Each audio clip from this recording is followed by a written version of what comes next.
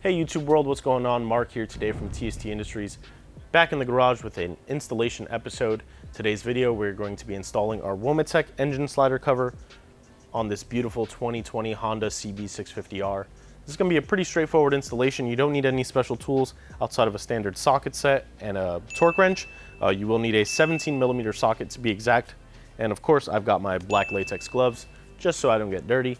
Without further ado, let's go ahead and jump right in. This is a pretty simple and straightforward installation, so hopefully you guys enjoy. So as I mentioned, this installation is pretty straightforward. We already have our socket on our torque wrench. I'm just going to go ahead and counterclockwise this. Now, please note, some of the factories, they will tighten this quite a bit, and other ones won't tighten it at all. You just want to break that loose if it's not already loose enough.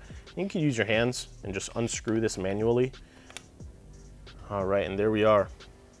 Just like that. Your engine's wide open. Please do not ride like this.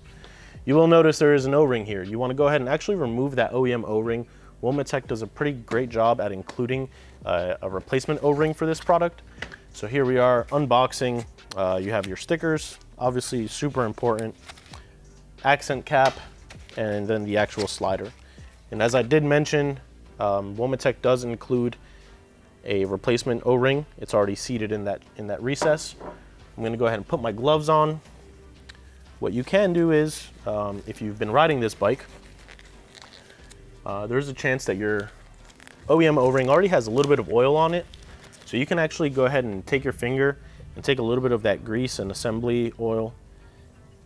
Just kind of wipe that down and actually just apply a thin layer to this new O-ring that Womet-Tech did include in the box.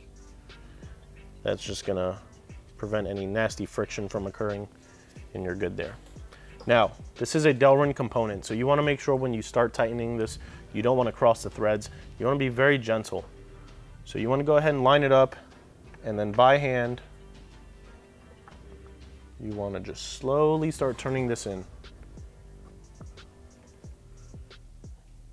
And you notice when I first started, I felt a little bit of friction. I immediately stopped, I backed off, I reseated it, and now this is screwing on without any issues. You want to try and bottom it out by hand. And then you want to take your torque wrench. You want to set it to 10 foot-pounds or 13 Newton meters or 120 inch-pounds. This particular torque wrench doesn't have foot-pounds, it has inch-pounds. So just keep that in mind. Make sure you're using the appropriate tool and you're setting it to the appropriate measurements. So we have it set at 120 inch-pounds. We're going to go ahead and just make sure we're tightening.